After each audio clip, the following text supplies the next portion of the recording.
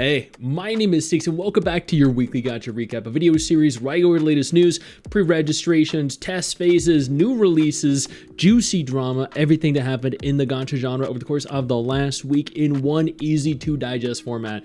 If this is your first time here, then consider joining our community subreddit. We already have 2,500 members, 140,000 visits for the last month. We are in the green in every area. I stream my reacts to everything in this subreddit several times per week. Go ahead, join us live on stream, Twitch, Kick, and YouTube. Now we have a lot to talk about, so let's just go ahead and jump right in.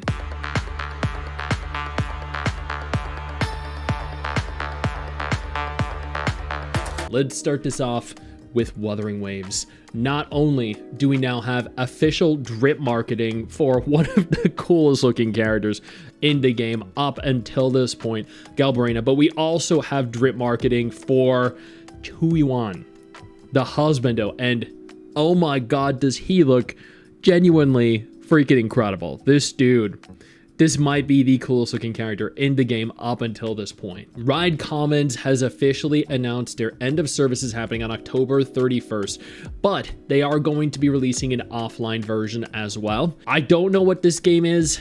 It looks like it's some kind of otome game or husbando game, but you know what? Even if it's shutting down, they're releasing an offline version for players. That right there is a positive and is deserving of respect, in my opinion. More gacha games need to do this. Instead of just shutting down and disappearing forever, we need to have offline versions available so players can continue to play them, consume the content that they have spent money in, or that they've just played for an extended period of time indefinitely. NCSoft has officially launched their teaser site for Limit Zero Breakers. This is a brand new upcoming gacha game. It's action-based. It has some incredible looking characters. I did a dedicated video on this. It was up literally yesterday. Go ahead, check that video out if you're interested. Realistically, you should be, because this game looks so good. Chaos Zero Nightmare has begun beta test signups. The beta tests are apparently limited to certain regions. You can find that out by visiting their website. This is the turn-based gacha game pretty much of the century. I would strongly urge you to watch the videos I've done on this and then ultimately decide whether or not it looks like something you want to play. It's definitely something I want to play. Blue Archive was recently hacked and Koyogi was plastered everywhere, all across the game. Nexon officially compensated players for what was arguably the funniest hack probably in recorded gacha history. I don't know anybody that was actually disappointed by it or really even inhibited by it overall, but I mean, they issued a formal statement going over everything, but this was largely uneventful. Limbus Company and Arknights are having what is arguably the collab of the century with each other, not with, you know, an anime intellectual property, not with another game IP, not with like Devil May Cry or Assassin's Creed or Fate Stay Night. No, Limbus Company and Arknights. This is gonna be so freaking cool. Enfold have, oh my god, I don't even, like, I did a video a couple days ago on this. I'm gonna have an updated video posted in the next couple days going over everything, but suffice it to say, most recent update, in typical Enfold fashion, has absolutely destroyed players that wanted to actually consume this content and enjoy it. From the atrociously priced packs to the ridiculous limitations imposed to the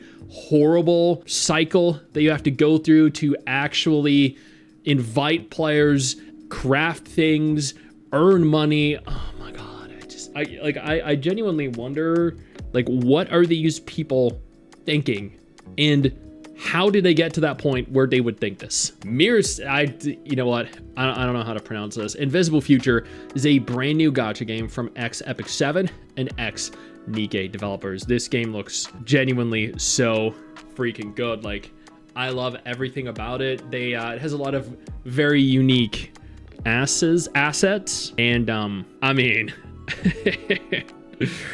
it definitely seems right up my alley. Kaiju No. 8, the game, is now officially live. I have a dedicated review of this. If you're interested, I urge you to go ahead and check that out. Etheria Restart is...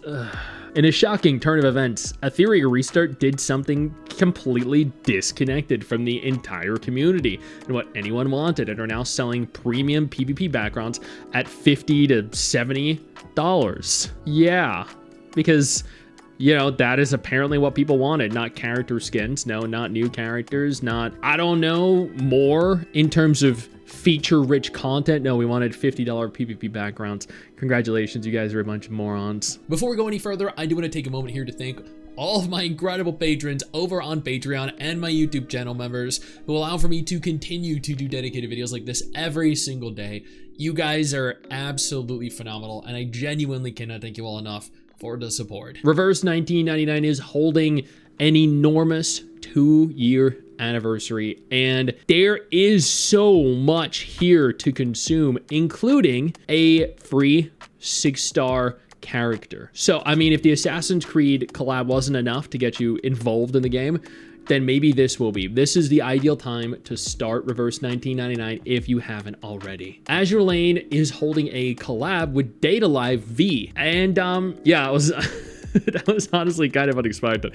Then I feel like Azur Lane has collabs with so many different IPs that they realistically never surprise me, even though I'm always surprised by them. Epic 7 is holding a Frieren collab, which is actually really cool. It was a, you know, very popular anime, and it's gonna be awesome seeing them in-game. Nikke right now released several new bunny girl characters, outfits, alt variants, and let me tell you, some of them looking insane, like Ade, oh my god. But disregarding that, Nikke hit the #1 on the App Store bestseller list, and because of that, we got a free 10 limited pull, baby. Which means, you know, only the best. Ananta is going to officially be at TGS 2025. I don't think I'm gonna make it there. I haven't secured enough in terms of sponsorships to actually appear at the convention for both Mrs. Stix and I anyway, but they are going to be there, and I've heard directly from them that they are going to have an enormous booth and a lot on display. I can't disclose any of it yet, but the day it becomes available, you know Papa Stix is going to be there covering the entire thing with a big "I told you so." Star Savior is going to be at TGS 2025. This is a gacha game I've been waiting for genuine, real, legitimate footage of. God, I cannot wait to see what they've done with this game, because it genuinely looks so good from the previews we've seen, and it's done by the people that made Counterside, which honestly was a pretty decent game. Arknights Endfield is going to be at TGS 2025. I was flown out to Gamescom 2025 to participate in a big live event with them. I was on the stage. The game was a ton of fun. The staff members there, community manager, were all really, really kind and compassionate and incredibly friendly. And I'm hoping here that TGS is where they revealed the big news. And finally, Neverness to EVERNESS is also going to be at TGS 2025. They are, I can't really disclose anything about it. I'm not allowed to, much like Ananta. But I got to participate in a sponsored segment for NTE at Gamescom as well. I got to meet the community manager. I got to speak with the producer of NTE. The entire thing was really awesome. The devs themselves were very passionate and very friendly. And ultimately, the game was fun, and the entire event was really cool to actually be paid to participate in. And that is everything that happened in the gacha genre over the course of the last week that mattered to me in one easy to digest format. You guys are now up to date. You're welcome. I know you think that you just hit the end of the video, and technically, yeah, you have. And I know your first reaction is to close out of it at this juncture, but don't. No, instead, I urge you to take a moment here and click one of the videos on screen that are coming up in just a moment, so you remain up to date with everything going on in the gacha genre. Trust me, you are not going to regret doing so. Stay flaccid.